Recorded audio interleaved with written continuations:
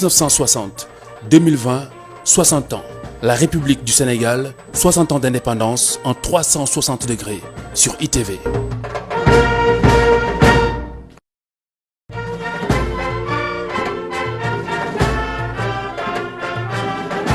Après l'accession du Sénégal à la souveraineté internationale, Senghor demande au syndicalisme d'opérer une reconversion. Sa priorité redevient la défense du pouvoir d'achat de ses membres, son rôle naturel.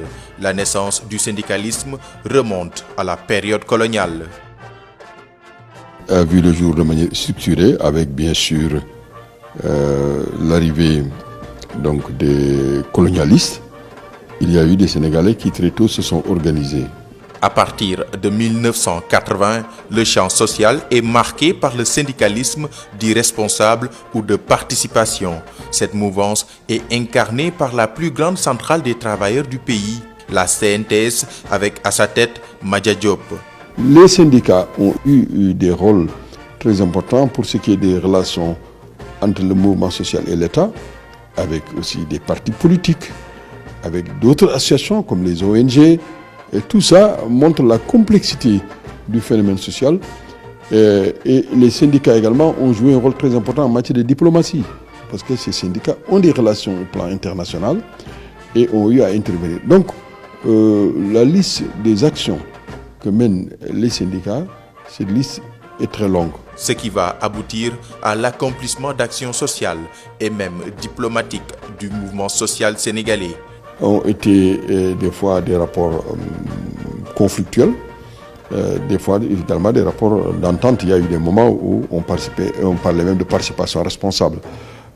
Et les syndicalistes ont fait des bilans et ont pensé que la meilleure façon de préserver les intérêts du travail, c'est d'avoir l'autonomie syndicale. Donc aujourd'hui, il est très difficile de voir des syndicats qui ne prennent pas l'autonomie.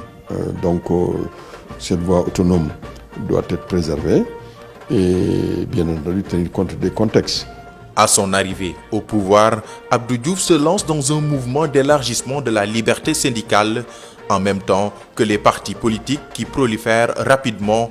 De nombreux syndicats autonomes se constituent. Plusieurs autres se retirent de la CNTS. Résultat, un véritable émiettement du mouvement s'opère et va se poursuivre jusqu'au règne libéral. Depuis 2000, les organisations syndicales, et même avant, ne portent que des revendications de restitution, c'est-à-dire des accords qui sont signés, des acquis qui sont déjà là et qu'on n'arrive pas à matérialiser. Donc, dans l'orthodoxie du mouvement syndical, le protocole d'accord résout définitivement le conflit du travail. Aujourd'hui, c'est le protocole d'accord qui en est la cause. Ça, c'est un élément symbolique qui prouve que le mouvement syndical a encore à s'adapter à cette dispersion. À la fin des 40 années de pouvoir socialiste, le paysage social change de couleur. En congrès, au mois de novembre 2001, la CNTS décide de ne plus être affiliée au Parti socialiste. Maître Wade s'évertue alors à prendre le contrôle de la centrale syndicale. Son objectif, reproduire à son profit la politique de domestication du syndicalisme mise en œuvre par ses prédécesseurs.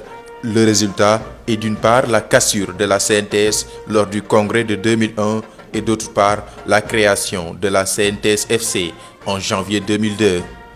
Le régime du président Diouf, il est arrivé à un moment où l'État s'est rendu compte qu'il devait écouter sérieusement les syndicats et arriver à satisfaire les revendications essentielles, que ce soit sous le régime du président Wade et sous l'actuel régime. Les syndicats ont eu à engranger des acquis, mais ces acquis sont toujours à consolider, à élargir.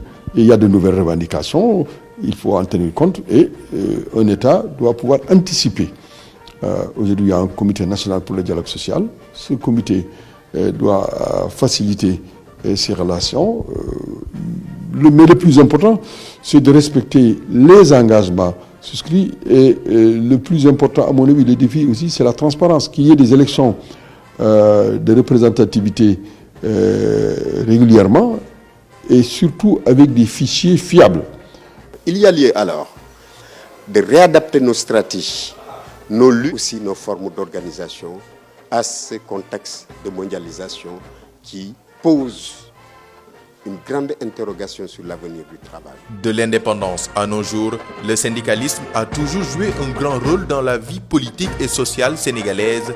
Aujourd'hui, il fait face à de nombreux défis afin de mieux répondre aux besoins des travailleurs.